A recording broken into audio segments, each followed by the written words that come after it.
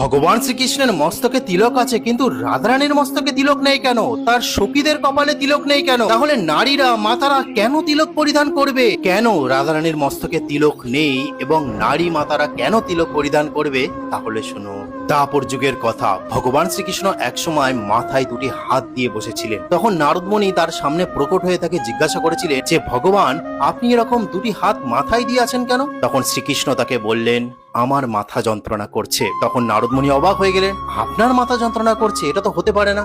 আপনি ভগবান, আপনি সব জানেন, আর আপনার মাথা যন্ত্রণা নিবারণ কি করে হবে সেটা আমার কাছেও কোনো উপায় নেই। আপনিই জানেন, আপনিই বলুন কি করতে হবে। তখন শ্রীকৃষ্ণ তাকে বলছেন যে, নারদমণি, তুমি যে কোনো আমার ভক্তের কাছ থেকে তার চরণ ধুলি নিয়ে আসো, তাতেই আমার এই মাথা যন্ত্রণার উপশম হবে। নারদমণি তো খুবই আনন্দিত হলেন। তারপরে তিনি সবার প্রথমে তার পিতার কাছে গেলেন। পিতার কাছে গিয়ে বলছে, হে বসুদেব, শ্রীকৃষ্ণের মাথায় যন্ত্রণা করছে, আপনার চরণের ধুলি দিন। তখন বসুদেব তাকে বলছেন যে, আমি আমার চরণের ধুলি দেবো? এটা কি করে সম্ভব মহিষী নারদ? এটা তো ভগবানকে অপমান করা হবে।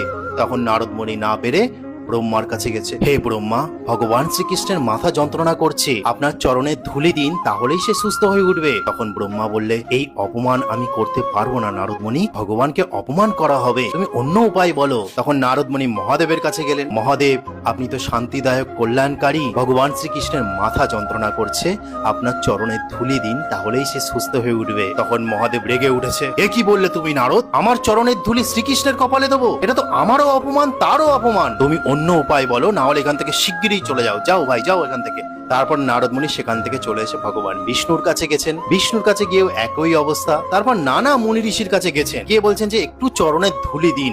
সবাই বলছে, ভাই আমরা কি নরকে যাব? তুমি কি বলছো? নরকে পাঠানোর প্ল্যান করছো আমাদের? এইবার নারদমণি কি করবেন না পেরে আবার ভগবান শ্রীকৃষ্ণের কাছে এসছে। গিয়ে সমস্ত সমস্যার কথা বলছে যে, আমি সবার কাছে গেছি, কেউ রাজি হচ্ছে না। তখন ভগবান শ্রীকৃষ্ণ বলছেন, তুমি ব্রজধামে গেছিলে নারদ? নারদ বলছে, না, আমি ব্রজধামে যাইনি। সেখানে গিয়ে দেখো তারা চরণ ধুলি দেয় নাকি। তারপর নারদমণি ব্রজধামে গেলেন এবং রাধা রানী আর সখীরা সেখানে ছিলেন। তাদের কাছে গিয়ে বললেন, ভগবান শ্রীকৃষ্ণের মাথা যন্ত্রণা করছে, আপনাদের চরণের ধুলি দিন, তাহলেই সে সুস্থ হয়ে উঠবে। এখন রাধা রানী তাদের সখীগণ বলছে, কি নারদ, কানহার মাথা যন্ত্রণা করছে, তার জন্য চরণের ধুলি লাগবে? এই নাও চরণের ধুলি, তোমার উত্তরীটা দাও নারদমণি, আমরা সবাই মিলে চরণ ধুলি দিচ্ছি, শিগগিরই গিয়ে তার মাথায় লেপন করো, যেন সে সুস্থ হয়ে ওঠে তাড়াতাড়ি। তারপর রাধারানী তার সখীরা পা থেকে সেই চরণের ধুলি কেকে কেকে নারদমণির উত্তরীতে দিচ্ছে। তখন নারদমণি জিজ্ঞাসা করছে যে, এতে তোমার কোনো পাপ হবে না তো? এতে তুমি ভগবান শ্রীকৃষ্ণকে অপমান করছো না তো? তখন সখীগণ বলছেন যে, এর জন্য যদি আমার